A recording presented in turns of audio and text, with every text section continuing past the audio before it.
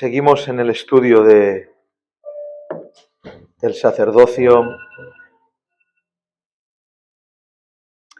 y en ese estudio nos centramos en el ofrecer.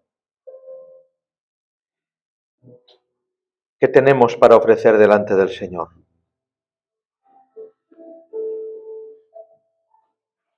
Y en esa base escritural nos aplicamos al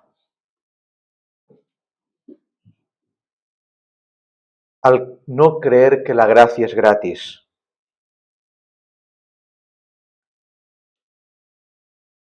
El rey David dijo en una ocasión a un hombre llamado Araúna: no,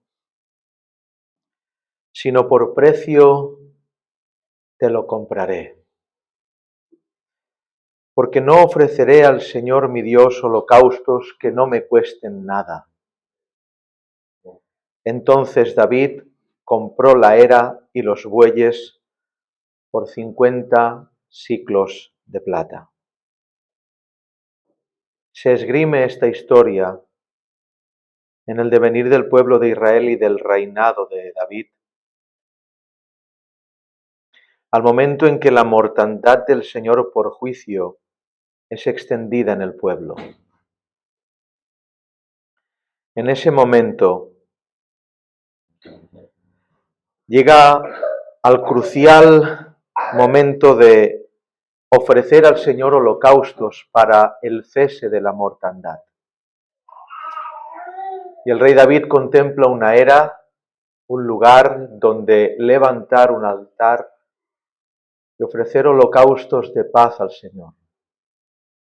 Aquella era pertenecía a un hombre llamado Araúna. Araúna, al ver al rey interesado en la era, le dijo que se lo regalaba, que le daba todo lo que él necesitaba sin poner ningún precio. Pero David se negó y dijo esta frase: no, sino por precio te lo compraré, porque no ofreceré a mi Dios holocaustos que no me cuesten nada. Araúna le plantea gracia para David. Te lo doy gratis. David le plantea y le contesta sacrificio. Voy a repetirlo. Araúna le plantea gracia a David. Te lo doy gratis. Pero David contesta: no, sino que voy a tener que sacrificar algo de lo que tengo para comprar y para levantar el altar. No sea que estemos tomando por gracia lo que debe ser por sacrificio. El libro de Hebreos lo explica así. Así que ofrezcamos siempre a Dios, por medio de Él, sacrificio de alabanza. Es decir, fruto de labios que confiesan tu nombre. Y yo le hago una pregunta hoy a usted. ¿Es para usted un sacrificio alabar? El decir Señor, te amo, ¿le cuesta algo? No en nuestra época. En el contexto en que se habla en la carta de los Hebreos, ofrecer sacrificio de alabanza era sinónimo de posible muerte. Es por eso que confesar el nombre del Señor podía provocar la muerte, que el autor de la carta a los Hebreos dice: el que alabéis a Dios en público será un sacrificio.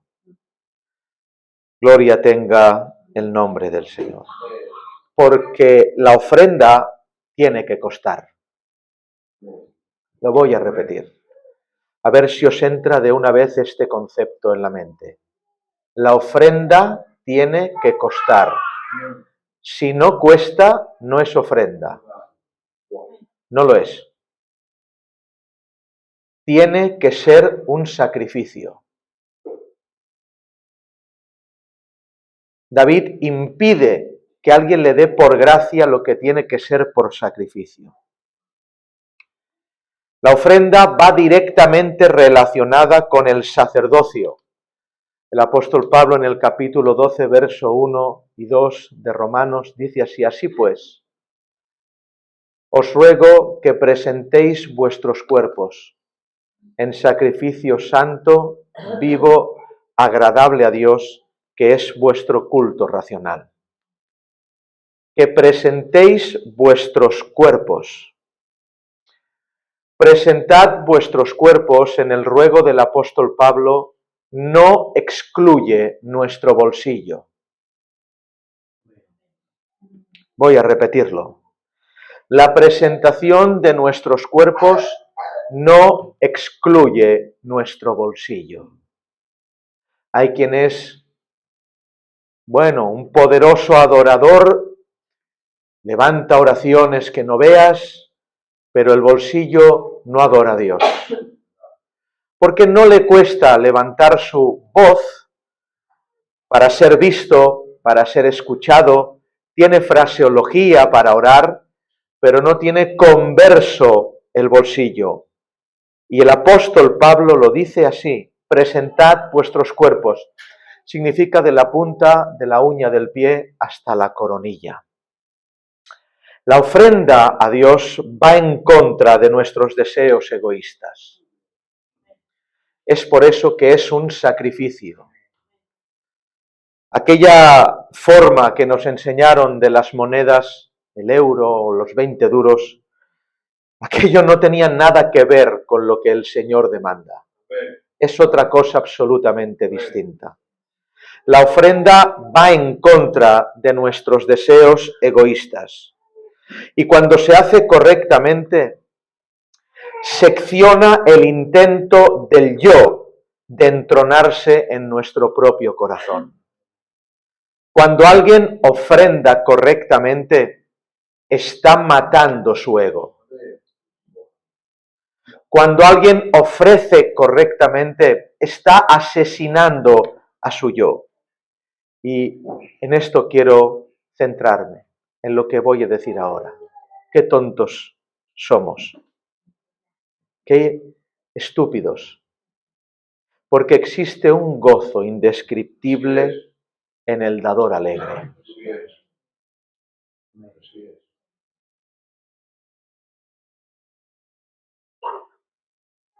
No es un hombre, el dador alegre, alegre. No es así. No es un hombre alegre que da. Es alegre porque es dador. Es muy distinto. No es un hombre que vive en la alegría y como es alegre da, el dador alegre. Si no, hubiera dicho al revés, el alegre dador. Sino es dador y eso lo pone contento. Porque sacrificar el yo en la ofrenda es de las asignaturas más elevadas del cristiano. ¿Por qué? Porque no se puede ser, escuchen bien, no se puede maquillar una ofrenda. Se puede maquillar una persona por medio de la oración, porque se ve y se escucha. Se puede disfrazar por medio de una alabanza.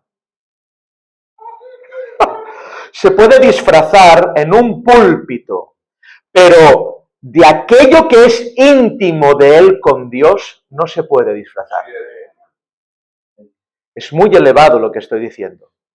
Lo voy a repetir. Se puede disfrazar la gente que ora e incluso derrama lágrimas. ¡Ay, Señor! Porque eso, hay disfraces que los hemos visto, los hemos escuchado, los hemos contemplado. Se puede disfrazar alguien que canta muy bien en un coro. Se puede disfrazar un predicador, pero en el momento de dar, en lo íntimo del corazón, porque es algo que se hace uno con Dios y con nadie más, esa persona no se puede disfrazar.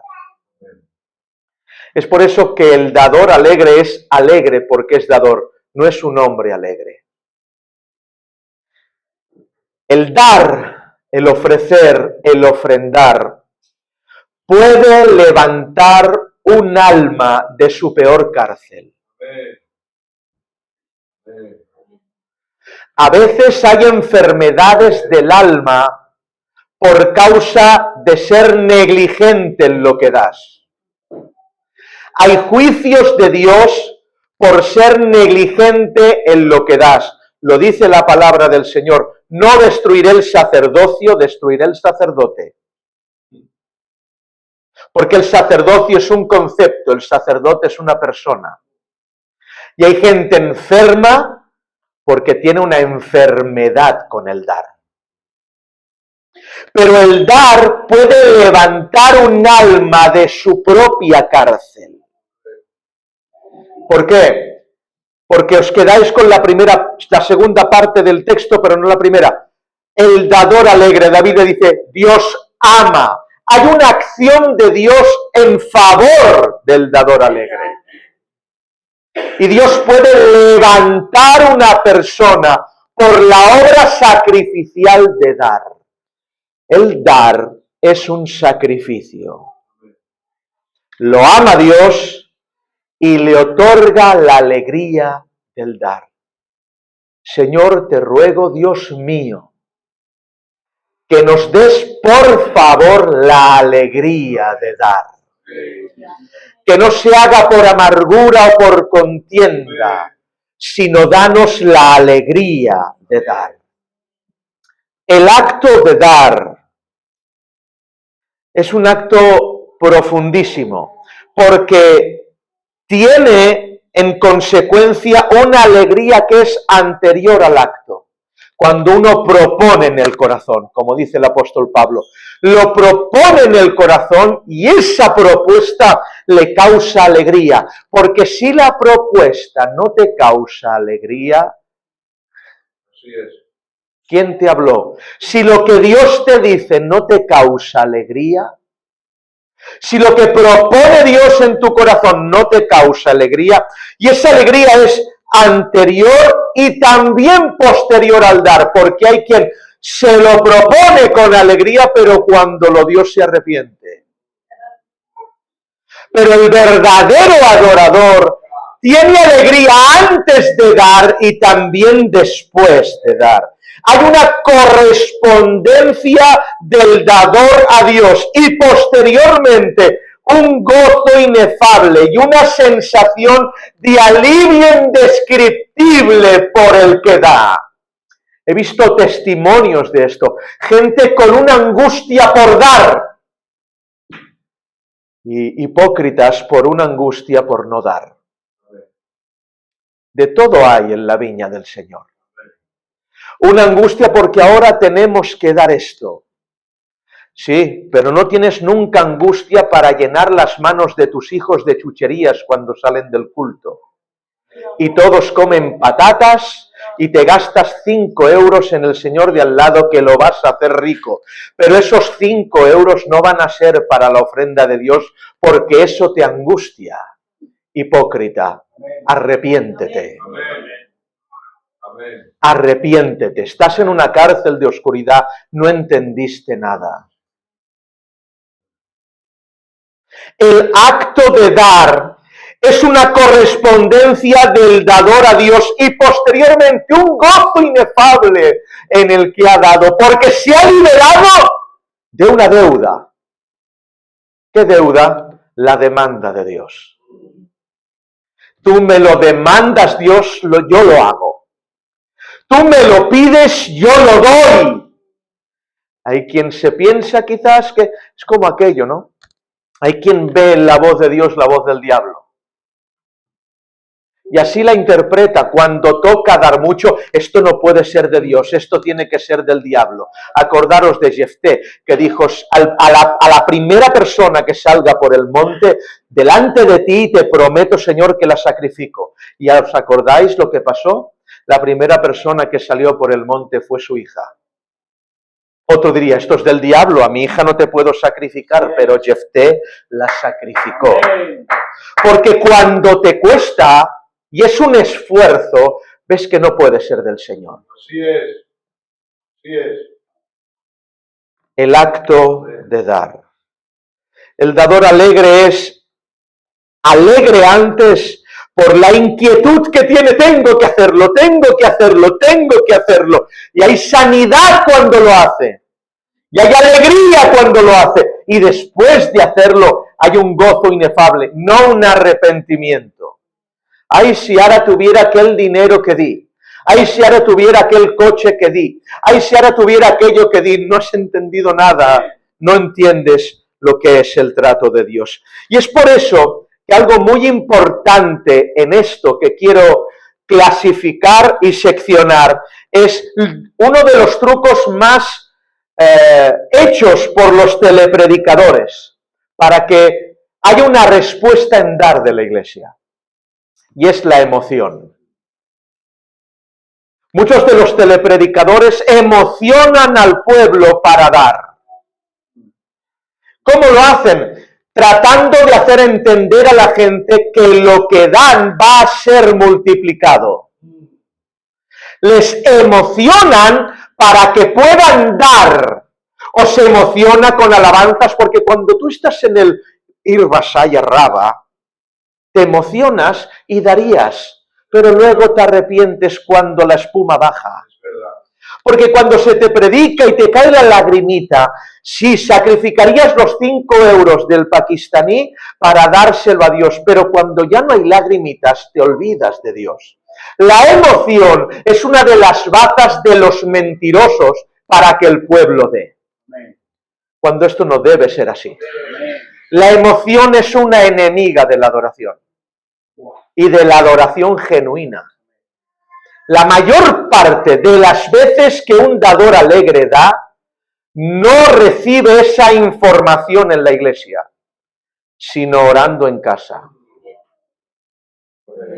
Otra oportunidad.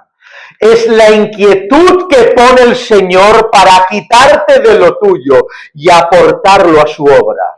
A su obra, a los siervos de Dios, para la casa del Señor, para los utensilios del Señor o para lo que el Señor diga que se tiene que hacer. Porque usted para su casa lo aporta y pinta la casa cada 2 años. Pero si se tiene que pintar la iglesia, que lo hagan otros. Porque sus hijos no se quedan sin ropa. Y yo no quiero, y usted tiene 3 teles en casa. Pero para aportar para la iglesia, que lo hagan otros. Hipócrita, arrepiéntete. Arrepiéntete.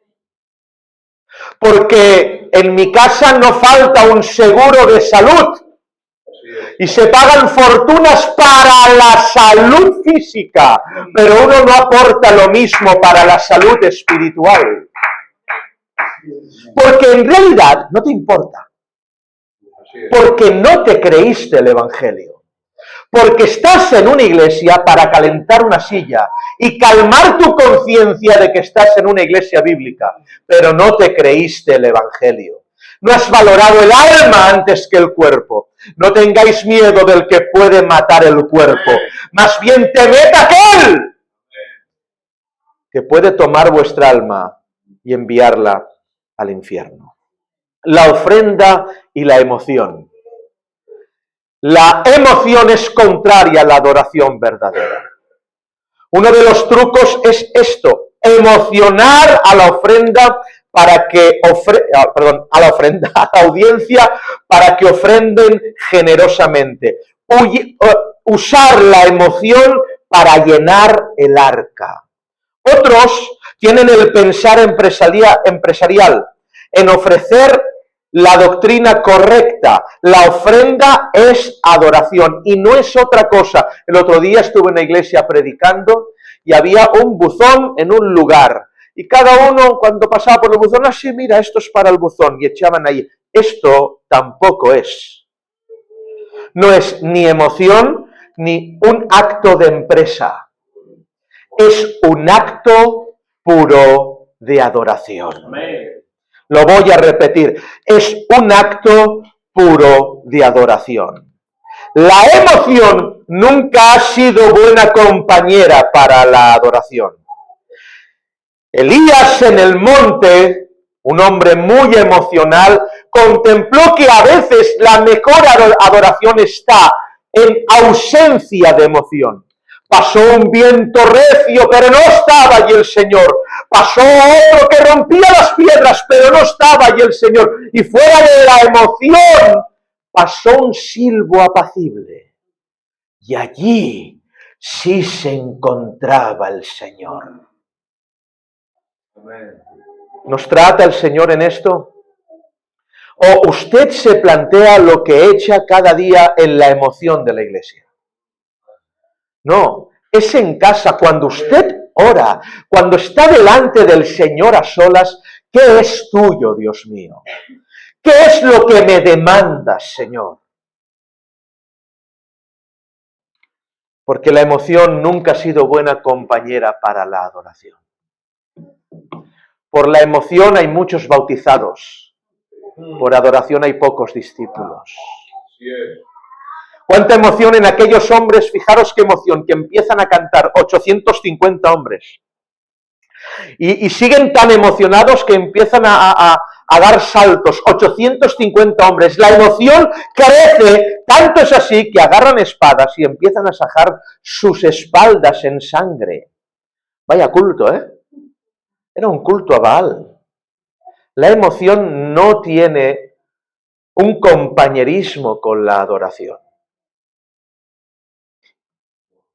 Los contactos espirituales bíblicos no provocan movimientos espasmódicos, sino temor. Uno no ofrenda por emoción, sino por temor y amor a Dios. Los ángeles visitaron a María, a Elizabeth, a Ezequiel y a Daniel, pero ellos no se emocionaron, ni ¡oh! Tuvieron temor todos. Por eso la visitación de Dios es sinónimo de temor, no de movimientos espasmódicos. La adoración de la ofrenda es más un momento de temor que emoción, y no lo estamos haciendo bien. Abrimos el bolsito, venga, esto, lo otro, aquí y allá, cuando uno tendría que temblar por echar a la ofrenda. Escúchenme, nadie murió cantando. Otra oportunidad. Nadie murió predicando en la Biblia, pero murió un matrimonio por ofrendar ilegítimamente. Lo voy a repetir. Nadie murió cantando ni predicando. Son cosas santas. Más santo es ofrendar.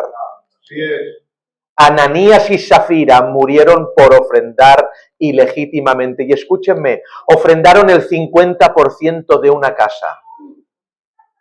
Si ofrendando el 50% mueren, ¿qué nos pasará a nosotros? Para que luego digan que el diezmo es una ley del Antiguo Testamento. Los del Nuevo ofrecían el 50% y morían.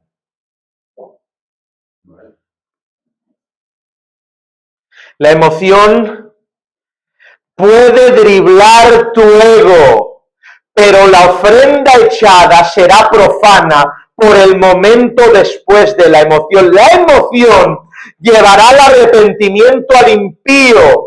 Arrepentirse porque ofrendaste demasiado. Es una profanación de la ofrenda. El temor llevará al gozo y la alegría horas después de la adoración. Es más, es que esto es tan heavy, tan grande, tan alto, que cuando creemos que ofrendamos lo nuestro, no hemos creído nada. Amén. El temor llevará al gozo y a la alegría horas después de la adoración. Es más, dar gracias por poder dar. Dar gracias por poder dar. Es por eso que la cruz siempre es contraemocional. La cruz de Cristo te emociona, pero la tuya no. Amén. Ole, ¿estás aquí? Otra oportunidad. La cruz de Cristo te emociona, la tuya no. Tu cruz es contraemoción. Ofrendar es cruz. Sacar de tu bolsillo, que es de lo que más te importa en la vida, porque hiciste de eso un ídolo, es cruz. Jesús no fue a la cruz por emoción, fue por obediencia. No se ofrenda por emoción, se ofrenda por obediencia. Quitarte posesiones no se hace por emoción, quitarte posesiones se hace por obediencia. Quitarte posesiones, digo, es una expresión para el cristiano fraude, el que se cree que lo que tiene en el bolsillo le pertenece a él, cuando todo lo que tenemos los cristianos le pertenece a Dios. Somos conscientes del robo del gobierno. Somos conscientes de lo que nos lleva a robar, sin embargo lo pagas. Sin embargo, crees que en la iglesia se te roba cuando nada de lo que tienes es tuyo. Solo el dueño te lo reclama. No hay nada tuyo que no sea de él. Es por eso que esto, ya termino, es por eso que esto va más allá de solamente dinero y todo lo que tiene que ver con el dinero. Ofrendar una cena es de Dios. No tengo, pero mira, esto me lo quedaría para ahorrar, pero es que tengo que invitar a estos hermanos. Y ponerse en una mesa y cenar con ellos. Mira, no tengo por qué. Esto es recurrente, ya lo seguiré diciendo. Aquella mujer echó de lo que no tenía. Una pregunta, ¿tiene usted? No sé, no engañen, trate de engañar a Dios. Usted tiene, pero no echa. Aquella mujer no tenía y lo echó. Y de aquí no se libra nadie, no se libra ni Kiara ni Sara. Porque si le dan 5 euros para chucherías, parte de eso tiene que ser para Dios. De aquí no se libra nadie. ¿O qué os pensáis? ¿Que se puede levantar las manos y orar y no ofrendar? ¿Quién os ha enseñado esto? Pero es lo que más nos gusta. La raíz de todos los males es el amor al dinero. Y hay que nunca Dios le dará dinero de tanto amor que le tiene. ¿Dios puede enriquecer a alguien? Obviamente sí, lo he dicho muchas veces. Dios puede enriquecer a alguien para que ese alguien demuestre que su Dios no es el dinero. La ofrenda debe ser un sacrificio. Si no te cuesta, no es ofrenda. No es ofrenda. Así que